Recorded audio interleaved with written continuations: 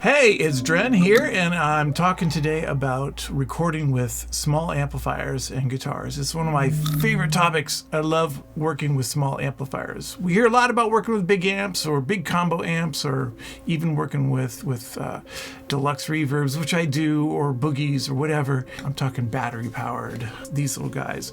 I love these things. I've used this on the Gunman Taco Truck soundtrack a lot. This has become my favorite, this Laney battery powered amp. I've used it on the song I'm going to play for you today. I love this little Dan Electro Hodad. It's got vibrato built in, I think. Hodad. It's got two speakers, two little teeny tiny speakers. I like this guy, this little Boss Katana. I think it's the smallest of that series. It's got a funky little delay in it. And I like this sometimes, but they all are battery powered, which I think is fantastic. I just wanted to show you how I go about miking these little amps and what kind of effects that I use for them. My favorite mic on these little amps is this guy, the little Altec 660B, the 660B, also known as the salt shaker mic, because it kind of looks like you can put salt on your tofu.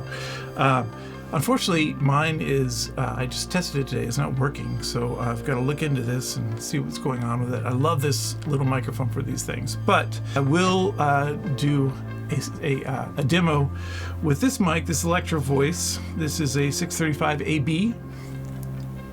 I also have a 57, but I can't locate it at the moment. But I like this one too for a little, you basically just stick it right up into the amp.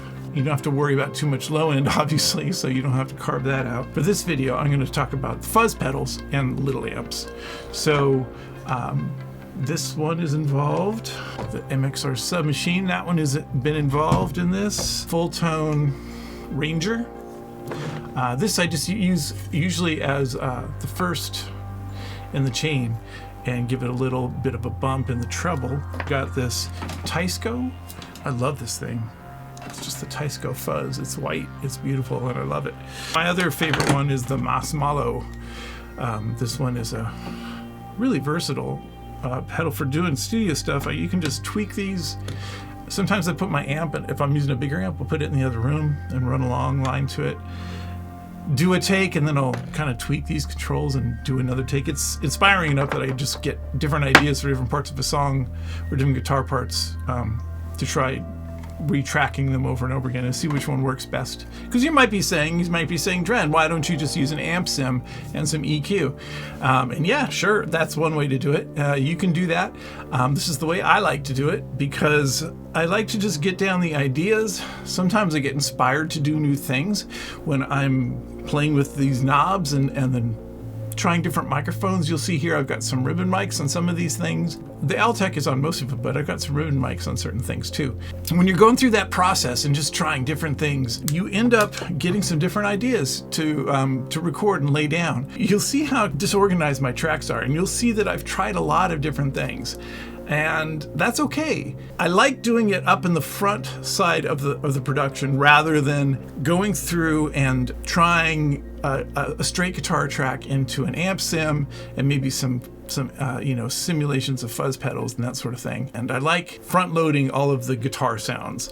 That way I do very little compression or EQ on these things unless there's something really amiss. Otherwise, these sounds are pretty much ready to go. The song I'm going to play you is, I'll put a link to it down here, and it's called Panic at the Palace. It was not mixed by me, but the mixer, say hi to Richie, he decided that he didn't want to even mess with the EQ or compression on any of these tracks. I mean, there's so much fuzz on them, they didn't really need to be compressed because they're already pretty flat. You'll see how they look in a second. All these little amps kind of combining to make a bigger sound. So I find that interesting. I hope you do too. So I'm going to show you my session. Okay, so here's the beginning of the song. And you can see right here, I'm going to make these bigger.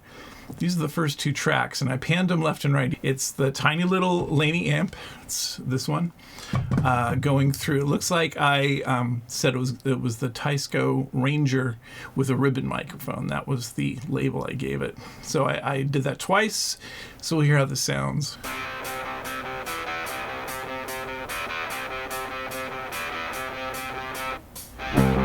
So obviously it's a very nasally kind of high mid-range kind of guitar sound.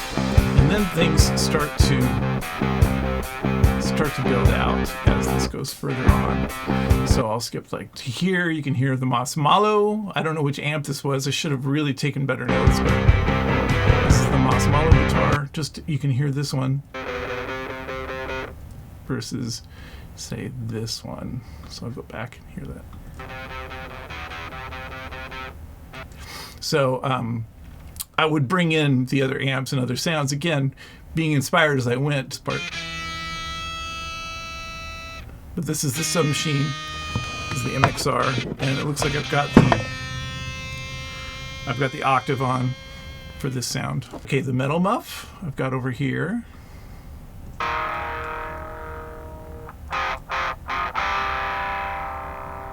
And then it looks like I was using the Acapulco Earthquaker devices. I didn't bring it out, but...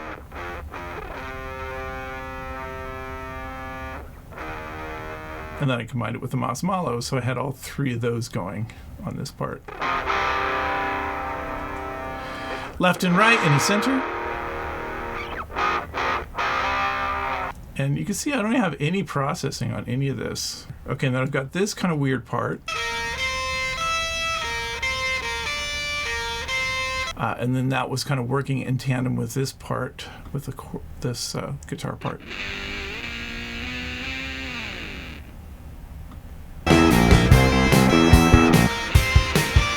And then I did the single note part. This is totally clean. Which you might not hear very well when you're listening to this song, but then it works pretty well with this part. Let me play those together.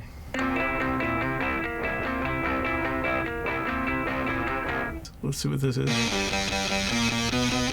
Oh, okay, so it's that part. It's the little tag at the end of all this, so.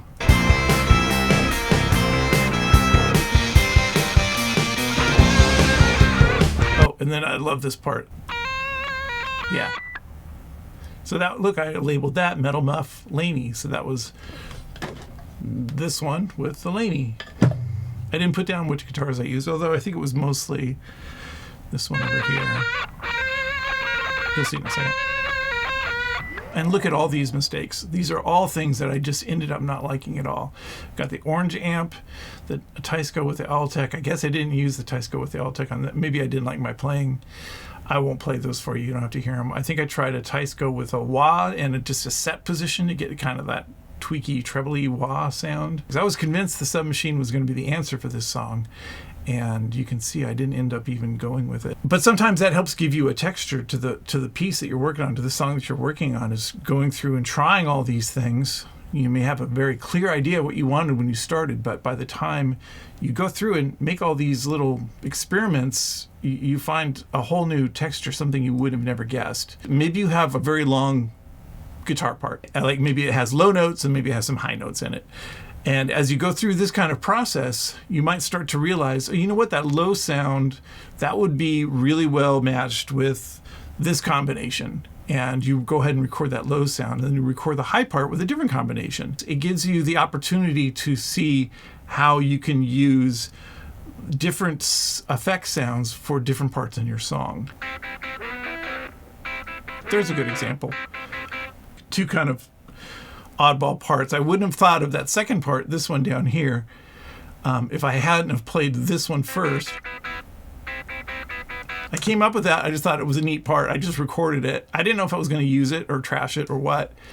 And then I think I just went through and tried to come up with some other parts, because you can see I had this part that I didn't use. I don't even know what this is. It's not in the final song. Let's just hear it. So it was basically the same as this, with a different sound. So I was just trying different sounds here with similar parts.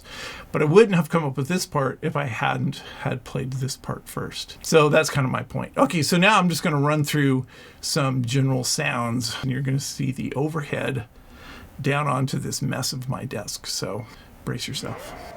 So you can see here I've got the full tone Ranger first, and that's all that we're hearing right now. We've got that. Now that's what it sounds like on its own. Here's the full tone ranger. Oh, here, let me add me. Here we are. Hi. So that's just that sound. I'm going to add the Tisco. Now at this point, I might go here, make a few changes. Turn down the gain a little, turn down the tone.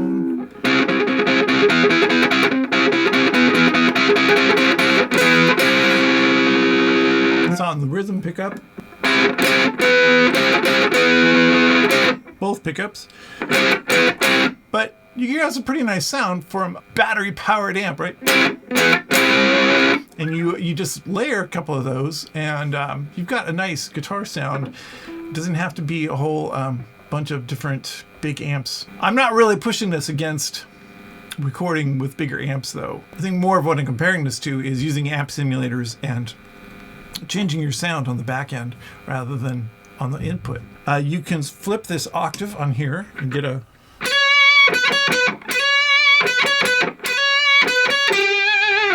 So there's that little part that we hear in the song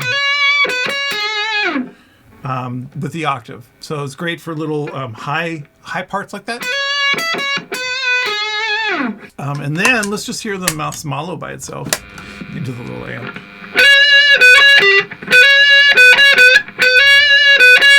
I'll add this one for the Moss Malo. I'm hearing too much buzz here.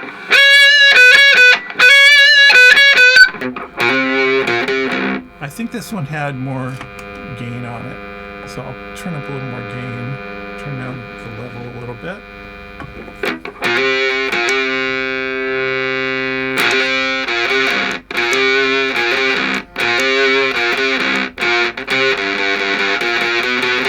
But even though I would split up those two parts, so you would have, that would be the 3 times, and the third one would be a totally different guitar track with a different amp setting usually. Like you can do that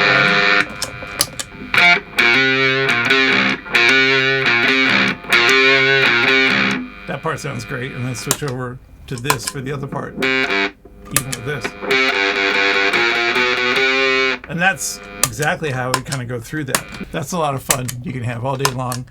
Playing with mixtures of fuzz pedals and itty bitty amps, it's a good time. So that's my little tip, my short tip for the day. So just to sum up a little bit, using these little battery powered things are, number one, they're cheap. These things are less than $100, probably 50, something like that for this one. This one's probably 30. I'm just guessing. They're very cheap. They're very cheap. These pedals aren't super expensive. I don't know about the full tones now because I think they went out of business, but you can get something similar. Microphone, cheap. This Electro Voice is a cheap one. You can find it around $100, $140. You could use a 57 or 58. That would work too. I don't know what these are going for, but I hope I get mine fixed. If you know anyone that fixes these things, let me know. I'm going to open it up this weekend and see. So anyway, the idea is that these things are cheap and fun to play with, and you can get a lot of different sounds than you would say with an amp sim. Yeah, there's a plethora of possibilities with an amp sim, but you don't get, say, the distance that you might get with a room mic. That's the fun of this, is kind of layering and creating these textures as you record. I think that's fun. Maybe you're not like me, but I like that. You might be a person that just plugs in and plays straight direct into your DAW and then goes back and tweaks, and there's nothing wrong with that. It's just, this is a process that I enjoy. One thing about playing as you playing with these textures as you're recording it and laying it down is that when you do have a different kind of texture, you tend to play a little bit differently as you're hearing it, right? You just find yourself leaning into different aspects of the texture of a guitar sound as you're recording it. And I think that's fun too. That's just part of the creative process to me. So I hope you enjoy these little tricks. If you have some tricks that you've done where you've used little battery operated amps, I'd love to hear your tracks. You can link them down below. And thanks for watching. See ya.